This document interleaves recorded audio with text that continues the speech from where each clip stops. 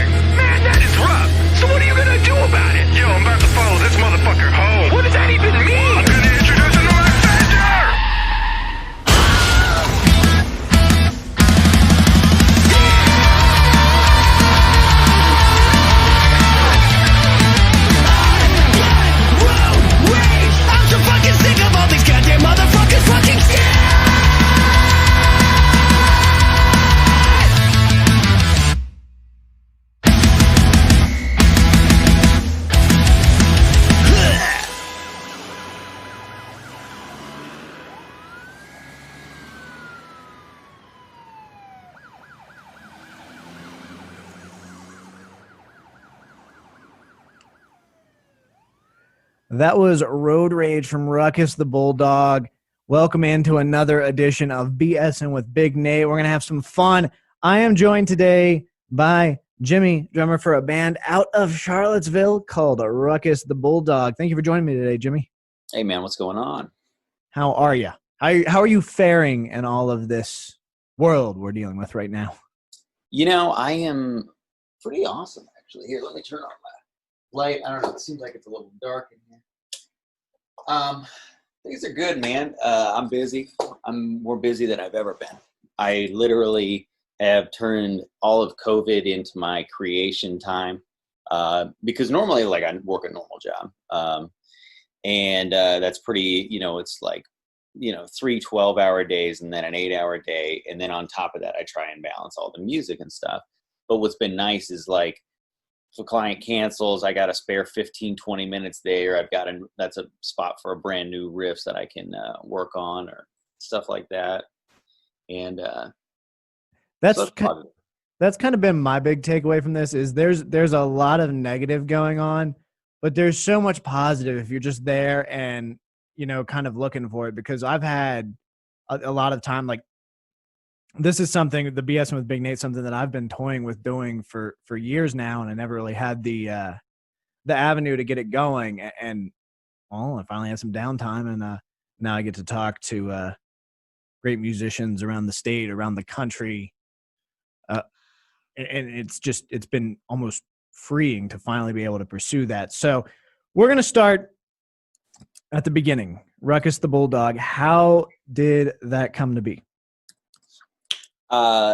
It's one of those things where when you're looking for something and then it sort of happens unbeknownst to you. You know what I mean? Like, I didn't exactly like go out and be like, I need to be in a fucking band as soon as possible. I didn't do anything like that. I was more like, I was like, you know, I had this like talk with my wife about like music and this and that. And I was like, well, I want to go jam with this dude. He seems like a cool guy. Right. And, you know, like, you know, like I met up with this dude, and then him and I got along pretty well. And then, but the other dude that I got along with which is really the other half or other 1/3 of Ruckus the Bulldog. But really, it's like 20 people that make up Ruckus the Bulldog. But there's the other dude, the primary songwriter, vocalist, and guitar legend. Is a guy named Billy Castle. And I ran into Billy in the strangest way possible. I was just at this jam, and him and I were just like way vibing hard, and like just like I was just like everything he's putting down, I'm smacking. I was just like, what? Like it just felt good, you know what I mean? And so I think that's kind of how this like thing started. And then Billy had like a bunch of like crazy grand ideas, and I kind of had to like be like calm down to earth with this thing. You know, he's got a really cool like side thing, and there's like an entire like storyline that's developed. So it's kind of like think like kind of a post-apocalyptic world, but there's also all these like cartoonish characters that are involved as well. So he's got this like side story thing, and that's really cool. And so that's what like a lot of the lyrics and things that are based on some of our songs are based on, right? Like Sweet Tooth is based on this saloon style place that obviously that's why there's all this like sexual energy with that type of a song and things like that. So anyways, long story short, we start jamming and we play it, you know, and it's just like every single band, you don't really set out to like do anything. And then next thing you know, you're, you know, knee deep in trying to figure out how you're going to fit in all these shows. How are you going to do this? How are you going to write this? When are we going to get this new music out? When is the art getting done on this? Who's doing those types of things? No, it's intriguing to me, the story. You mentioned there's like 20 different people that make up Ruckus, and I was kind of doing my research for this because Ambler introduced me to you guys, which many thanks to Ambler, because I've been listening to Welcome to Thrashville on a loop. It's pretty fantastic stuff. But in the bio, when I was doing the research, Ruckus is filled out with their badass gang of associates, and there's like a bunch of people there with like Mark the Shark, Nate Always Late. So are these just people that, you know, kind of were there and you put it upon them to join? Or because I mean, like, I've watched like, okay, so like live, we're just going like balls to the walls, fucking crazy the whole time.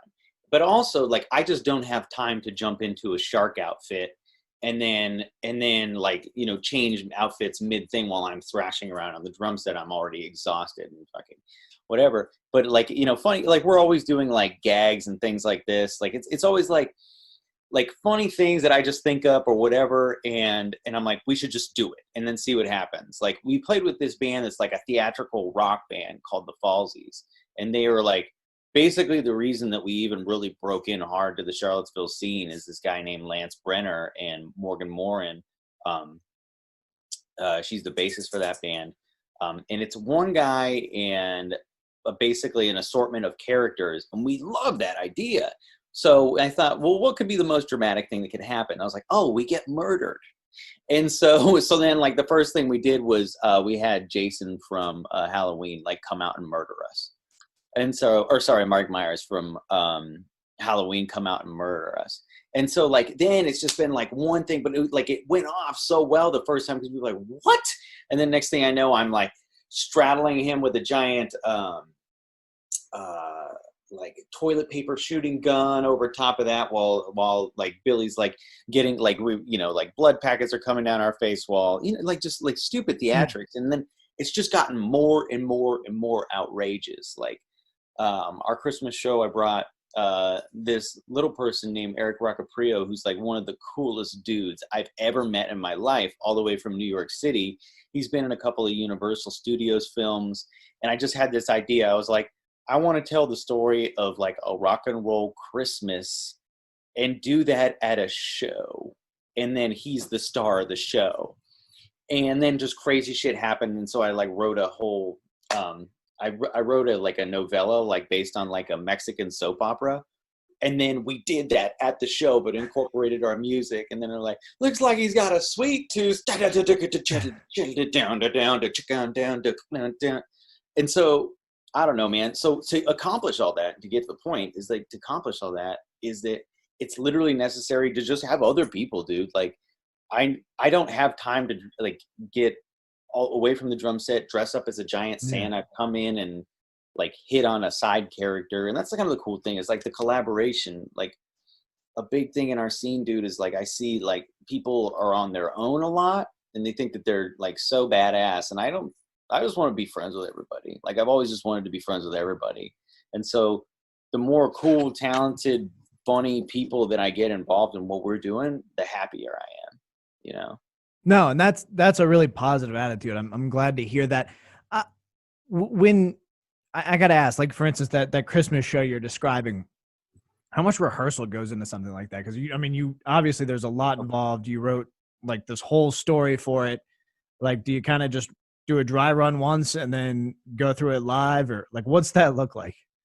So we probably meet like 3 weeks ahead of hand. I mean, with the key members, it's like, I have everything in my head. I understand when like he gets to the Gumdrop Forest, here's where like we're going to have this person do their cameo. This person will be jumping out at here. I need you to enter at this time. And so like, I'll write out a set list and then figure out everyone's parts and things like that. And then meanwhile, try to either memorize the entire script while hitting my pad, you know, to like cue like the Sugar Plum Fairy music. And then like, so boom, boom, boom, boom, boom, boom, and then I'm like talking over it. And then there was like shit going on stage, like drama, you know what I mean? And then so like, you know, like, oh, looks like Miss Santa Claus just decided to start cheating. Am I right? And then, you know, then we bust in down.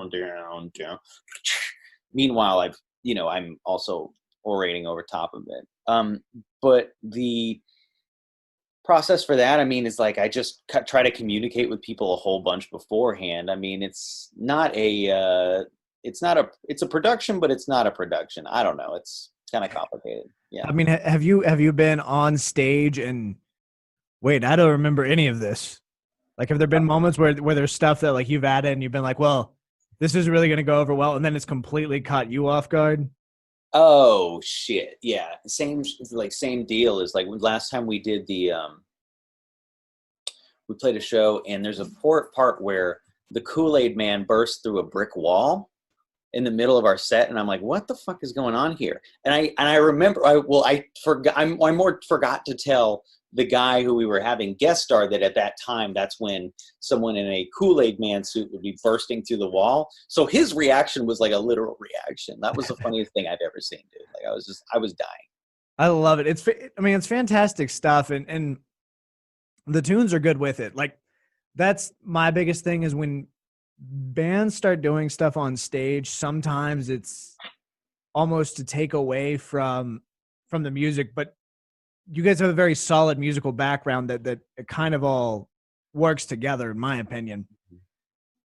I love it. I mean, I love what you guys are doing. There's videos of some of the stuff. Like, the one that kind of stood out to me was back on May the 4th. You guys posted it was a Star Wars motif, and it had Baby Yoda, and it was to the Lion King when Simba's being presented. Oh yeah, that shit's comedy gold. I love it. Oh my god, dude.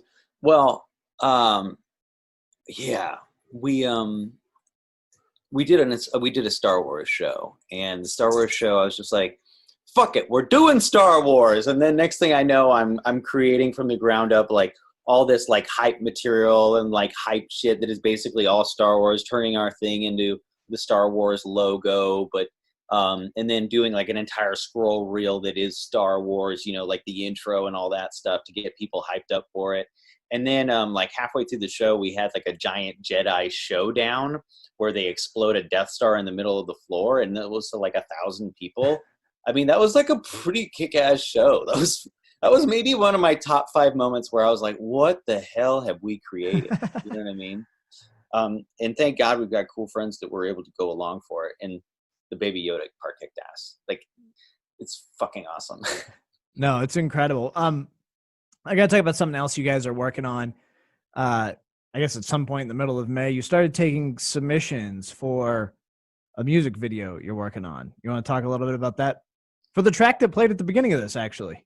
Yeah. So I thought, like, I just wanted, like, this goes along with everything that I was saying before, is like, I just want more people to just be involved with what we're doing. Like, I think that's the coolest, you know. You can be the most badass musician, but if, like, no one cares or no one's really involved, and, like, that you're just, you know. So part of my thing was, like, I asked, like, people online. I was just like, well, maybe we'll get a few submissions. Maybe we'll get like 20 or 30 submissions. But then, like, the first day, like 18 rolled in, and I was like, what the hell? Then the next day, another 20, and then another 25. And then next thing I know, like, we ended up with like 130 submissions plus, like, I mean, each person who submits has like one or two people in the car, plus, like, you know, plus, like, the runs that we did at it, and, like, you know, like how we do all the different costumes and stuff like that. We did different runs at it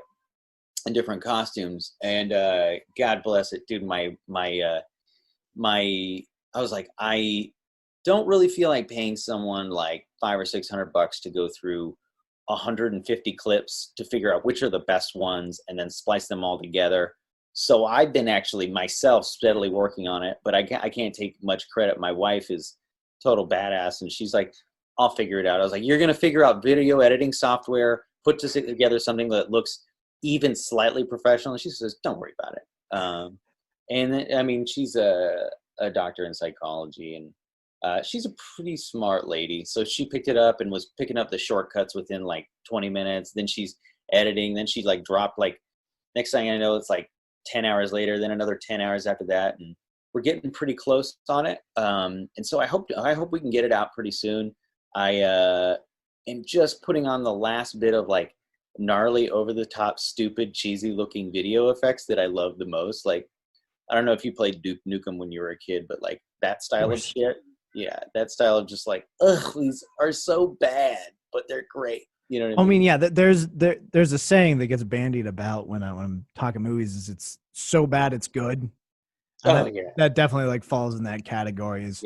And I mean, to go off on a completely side tangent, Duke Nukem's voice is one of my favorite things in. Oh yeah. Oh yeah. Like, I don't remember who did it, but it very well could have been, or definitely was, inspired by Macho Man Randy Savage if he was a little sedated. But there's that. Yeah. It's an even more, well, yeah, you're right. If he's a little more sedated and just more manly overall. But then I was like, wait a second. Who's more manly than Macho Man Randy Savage? He's literally macho. Exactly. So. You did something else recently. I think it was within the past 9 days or so. All of your music, all the Ruckus the Bulldog music, available free. Sure, man. I mean, yeah. Okay, so this is, like, controversial in a way, like, because I don't ever think we'll ever be in a position, but that would blow my mind if we were in a position where we literally made money making music, right? I think 99.9% of musicians don't really make a true living from their art. So, like, being realistic, like, I was just, like, last week, I was just like, shit. I was, like, feeling so depressed, and, like, I was just like, man, like, oh my God, the world right now is in shambles, and, like, what can I do? Like, you know, my wife and I are trying to figure out ways to be more aware, more conscious, and more engaged. And I just said, you know what, like, fuck it. Like, you give people music, like, give it. And then it got like 100 downloads the first day. So that's like 700 or 600 songs that were just downloaded in that day. And I was just like, that's pretty badass. Like, that's super cool. So I hope that, like, people were, you know, enjoying that and took that for what it is, you know? And I think also, like, you know, and what was weird is I kind of caught flack from, like, one of my musician friends. He's like, you know, you can't just give away your art. I was like, I didn't realize I was making money from my art. You know what I mean? Yeah. And so, like, with that in mind, it's like, I don't know. I just think, like, it's kind of like, I don't want to get anything from anybody. I want to give. And so that's really what I had to give with the band. Like, I just sent out a text message, and it was sort of a, just like 1 second thought. I was just like, you know what? I just want to give this away right now. And yeah, I mean, what do you think on that? What do you think on something like that? Like just giving away your music? I'm on the whole a huge fan of it. I think particularly, and I mean, it's probably not something I should be saying, but I think you're absolutely right. Is until you reach a certain point, until you reach a certain level, music kind of takes from you. And that's not to say that that's a bad thing necessarily, but it's definitely not something you get involved with without having a passion for it. At the end of the day, you still got to make money, yes, but if you're creating your art, you feel honest and open about it and want to share it. I think that's incredible. But also on the flip side, you're just sharing the music. There's so much more to that because Ruckus the Bulldog does put on a killer live show. And granted, not a lot of shows going on right now. That's something that I assume. I'm not trying to put words in your mouth, but it's something I'm assuming that's going to come back once everything really reopens and expands. And I think it's a small gesture, but it goes a long way. Mm-hmm. So I'm a huge fan of it. I think that's a cool move. Exactly. I mean, I don't know, man. It's like, it's also like too, like with Spotify and stuff like that. Whenever I find out about a band, I just download all their stuff on Spotify, and then I follow them on Spotify and on Facebook. And then whenever they come to town, like there's this band called Hodera who are not that big. Let me see, like how big are Hodera? Like we got 5,000 likes, right? 5,000 likes, and they have these songs that just kick ass, dude. Like they're good songs. And one song in particular they've got that just really wipes me out. It's called Breathe Easy, I think. And that song in general, I'm just like astounded. But like I drove like an hour and a half to go see them out of my way, just from hearing their music and listening to it for a long time. And I mean, I know that's how music works, right? That's how you go to shows. You find out about music, you like the music, you go see the music, right? That's how it works. So like the more I get it out there, the more people that have it, the more people that say maybe to a friend, like there's this crazy ass band with a bunch of where the Kool-Aid Man jumps out at Jar Jar Binks. You should go see them live. They're pretty cool. And they rock to boot. You know what I mean? It's not like a shitty show. It's like, dude, they're actually a fucking killer band. Yeah. It's like Guar. You know what I mean? And that's exactly right. I mean, at the end of the day, I don't know of a lot of musicians except for maybe Bob Dylan who are like, yeah, I like the music, but man, I don't want to play any shows. Because that would be insane. Part of it is playing the music. It's that passion. It's just as on the flip side, it's just the same as dancing. Like there's all sides to this music thing that we know and love. And no, I'm a huge fan of it. Before we go any further, there's something else from your bio that I picked up on that I wanted to ask about. And I don't know if it was just a throwaway line on there, but I want to know.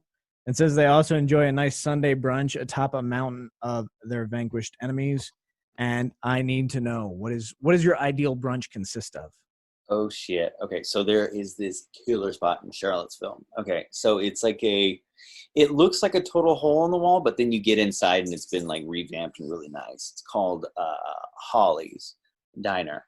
Dude, I don't understand how they stay in business, because the food that you get for the money that you spend is bizarrely high quality in comparison to what you've just paid for it. So like for $10, you get steak, cilantro lime rice, refried beans with the queso fresco on top, then homemade tortillas, and then of course, and then guacamole, and then in it's like a pico spread inside the guac.